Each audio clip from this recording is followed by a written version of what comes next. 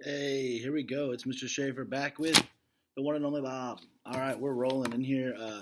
We got some crazy stuff going down, so let's send our bookmark here in our brains. Flip back. Last thing I see is Bob carrying around a baby sloth in his mouth. Um, so he encountered a bunch of animals this time. I know I asked that question. He flew to the giraffe, right? His third time ever flying in his life, literally flying, being picked up by the tornado, the storm. Lands with some old giraffe, and then he sees what aardvarks, a mockingbird, penguins, chickens, a sloth, squirrel, monkeys, pelicans, camels, zebras, and a red lemur. Crazy, right? So he sees all those, and it's kind of mayhem around there, right? You know how Bob says he can sense or smell fear and just terrible stuff. He can hear so well, right, and smell so well, and now he's hearing all this destruction, all this devastation, all these animals everywhere that are hurt, or broken bones, or bleeding, or lost, or houses got torn away. So he's in the midst of all this, man, and we still have not seen Ivan and Ruby yet. He's walking around after being flopped around, not feeling so good. He said his head hurts, his ears are ringing, um, and he's scared, right? But he did help that little baby sloth find his mama, which to me was pretty brave, I thought. Um, so we're gonna start. And the last thing he said, "Oh, no biggie," when he turned the sloth back to his mama, which to me that's big time in that bravery thing we talked about, or Bob proving that he really is tougher than he thinks, or is really more important, or more. Um, I don't know what's that word I'm looking for. You know what I mean? He just keeps downplaying how much of a good dog he is and all that kind of stuff. So to me, that made me feel like, gosh, Bob, you just saved a little baby sloth. Like that's huge, and he helped the aardvarks feel better, right? Talked to little baby aardvark and said it'll be okay. You know, your trainer will come back, even though he knew that might not be true, right? So, all right, we're gonna read a little bit today. So here we go. All right, make no sudden move. I've ridden around the grounds of the park in Julia's backpack enough to know every inch of this place. I've even chatted with many of the residents. But now everything is topsy turvy. I keep finding myself in places I don't want to be, like the wolf exhibit. Near the entrance, a sign lies crushed on the ground. It has a picture of a gray wolf with an arrow pointing one way, and another arrow with an emperor penguin on it. To my right, I see a piece of hay, stuck deep in a tree trunk like a pencil in a cupcake. A piece of hay stuck in a tree, like a pencil in a cupcake. It's a good simile, but you gotta imagine how strong that wind is to stick a piece of hay into a tree.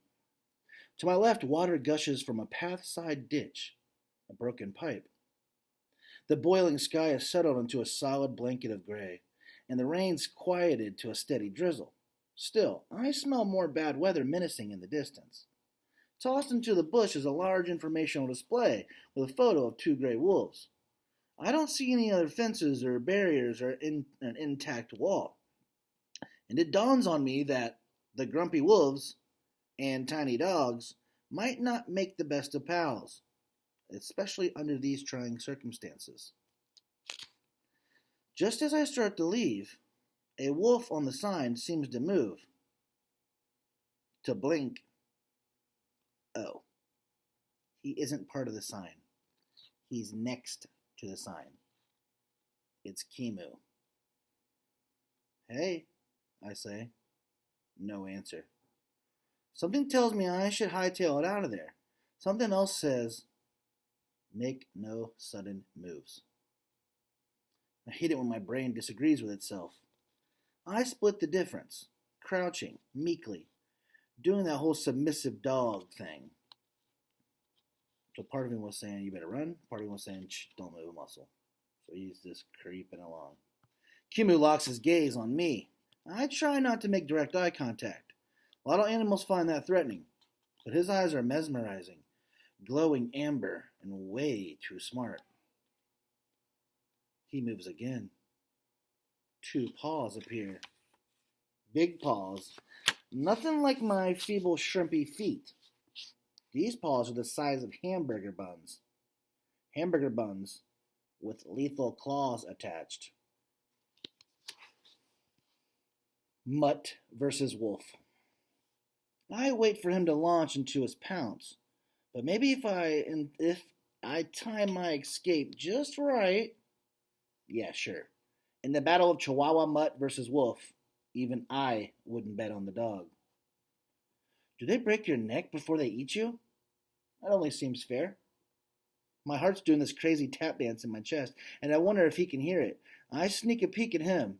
Strangely, he just keeps staring at me. Quickly, I avert my gaze. Those eyes. Those chilling, dangerous eyes. It's me, Bob, I say. Kimu says nothing. He's panting hard. Maybe he's disoriented, even hurt. I try to speak again. My voice seems to be hiding somewhere deep in my throat. Another try.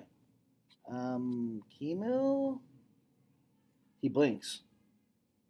You all right? No response. Anyone else hurt?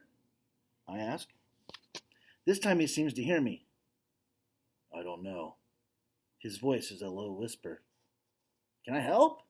I ask. I really hoping the answer is no. Suzu. I can't find her. All right then, I say. I'll take a look.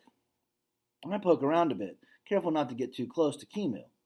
A sour smell pours off of him like sweat off a human.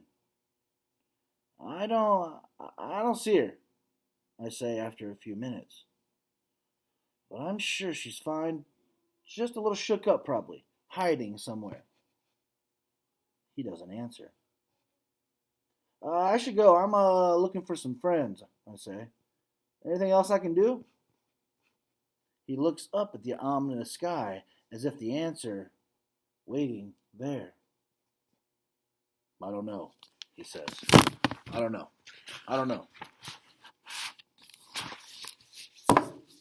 Sad. That's scary sounding, right? That wolf was like joking around with him, kind of playing last time, and now you can tell he's worried he lost his. I don't know what that is. I don't know if that's his like a family member of his. I don't know if it's a kid of his. I'm not sure who Suzu is, or I don't remember. So you're gonna help me out with that if you remember. Gorilla World. Right? We should see Ivan here. Let's hope. I move on. I have to find my friends. Have to, but where am I? I leap over another mangled signpost with bent arrows. One way to Reptileville, one way to Lionland. I pass the Mangrove Swamp. A manatee pokes her head, big head, draped with Spanish moss, like a silly wig. Let's see that little manatee. Two workers in yellow raincoats trot past me. One has a bloody bandage on his cheek. I need to stop, regroup. Cool it, Bob, I tell myself. I'm panicking, not taking in the right data. I try to blot out all those terrible smells, all the awful noises. I concentrate, let my nose do the real work. A whiff of something familiar. Gorilla? It has to be gorilla. Follow, run, now. Full run now. I cut my back left paw on a shard of glass. Trip. Fall hard on my nose and cut it too. Dripping blood, I carry on. Find them, find them, find them. A massive old oak lies on its side at the entrance to Gorilla World. Huge tangled roots grope into the air like frozen snakes. Can you picture those? And just beyond, where Ivan lives, is nothing but devastation. It's destroyed, right? Devastation is just devastated. It's done. It's ruined. It's completely gone. Help us. The stone wall separating Gorilla World and Elephant Odyssey is gone. That's where he used to sit, right? Pieces of both domains mingle. An elephant toy here, a gorilla nest there. Part of the indoor gorilla space is crumbled into the ground. I scan the area where Ruby and her herd like to hang out. Nothing. No gorillas either. Out of nowhere, the rain picks up, coming sideways, blinding me. The wind howls like a hurt dog. This storm isn't over, not by a long shot. I leap over a pile of cement blocks, catch my hurt foot on something sharp, yelp, and keep going. Ivan! I call. Ruby!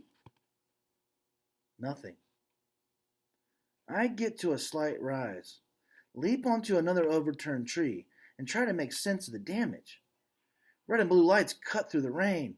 Police, fire engines. Good. We need all the help we can get. I take in several lungfuls of the hideous air. It's too wet, too full of conflicting odors, a mishmash of scents I can't decipher, especially with my busted nose. The wind gathers speed, pushing at me with incredible force. Feels like I'll tear my ears right off my sore noggin. I can barely stay upright. Wind like that, storm wind, doesn't carry a scent. It obliterates it. Guys, we talk about visualization. I'm picturing this total zoo in chaos, right? And now Bob's cut on his foot. He's cut on his nose. The wind's up against him. He's getting rained on. Pitiful, right? And the last thing, he said it obliterates us. You know, the wind does. It obliterates the scent. So it's going so fast, he can't even smell anything. Help! Help us! It's a tiny, desperate voice. Maybe even Ruby's voice. We gotta see what's going on. Kudzu. Remember, that's the little baby, one that was on Ivan's back before. I pick my way through the debris, trying to lock in on the sound. It ain't easy. Please help us. Climbing over the remains of the wall, the one I was sitting on that seems like moments ago, I find myself at the bank of the moat. Where the moat is that water that goes around the domain. Ruby! I call at the top of my lungs. Uncle Bob? The sound of my name cuts through the gloom like a shaft of sun. Ruby runs to the opposite edge of the water.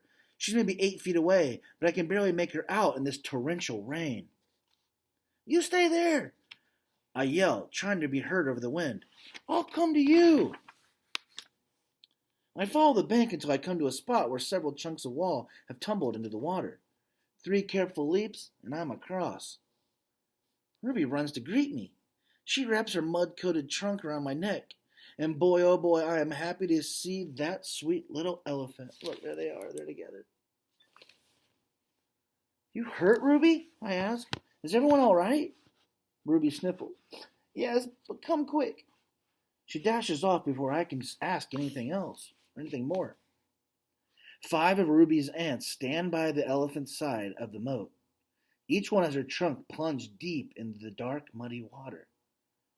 They look like a bunch of kids trying to find a lost toy in a swimming pool. It's almost funny until I see what they're reaching for. A baby gorilla is in the moat. The tiny gal keeps grabbing for a trunk to hold on to, then slipping free. Her terrified screeches fill the air. It's Kudzu, Ivan's favorite. Oh my gosh. Guys. An idea. I'm going in, says Masika, one of the younger ants. Might make things worse, Akello cautions. Displace the mud. Pull her down toward the bottom. I could go in, I suggest, the words popping out before I swallow them. It's more mud than water, Bob. Akello shakes her head. You'll get as stuck as Kudzu. I don't exactly argue the point. I got an idea, comes a small voice. All the aunties turn to Ruby, and she looks startled to have the complete attention. A couple of us get on one side of the moat, Ruby says. Grab trunks. We'll make like a, what do you call it?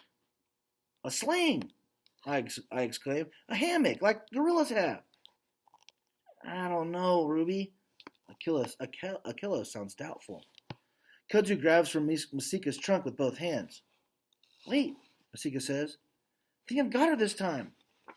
Masika lifts her trunk with deliberate slowness, carefully trying to support the baby gorilla. But once again, Kudzu can't hold on. She lets out a despairing cry. Down she goes, lower this time, her nose and eyes just visible. Okay, Akela says with a nod to Ruby. Let's give Ruby's idea a try. Masika, Lely, Elodie, cross the river to the other side. Zaina, Ruby, and I will take this side. All three elephants move with surprising quickness to the spot where I crossed. They gallop back until they're facing us. It's strange to see them on the other side of the moat.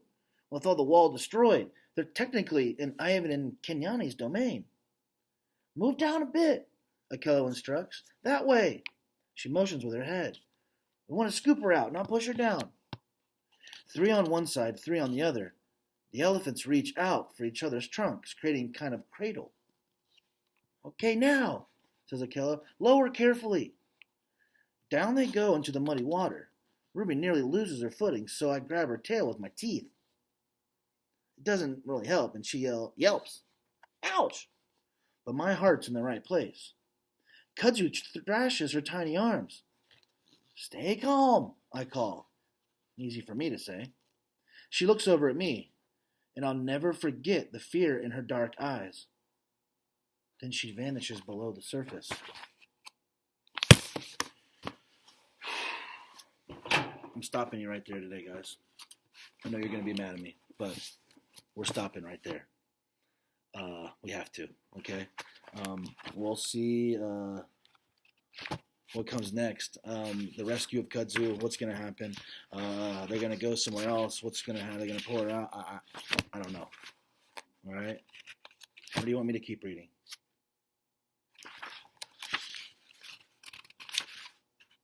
We got to do one more chapter. All right. Team Elephant. Hurry! Ruby cries. The elephant's been lower, moving like a giant elephant shovel. Where is she? Masika asks. Lower, says Akela. Lower, sisters! There, Ruby yells. No! Wait, there! Up, Akela commands, and the interlocked trunks rise from the muddy water to reveal a tiny, trembling baby gorilla, sitting in their makeshift sling. Kudzu, says Akela. Stay calm, baby. We're going to toss you to safety, okay? Kudzu gives a little nod. On my count, says Akela. Start swinging. 1, 2, 3. Up and over go the trunks, and up and over goes Kudzu.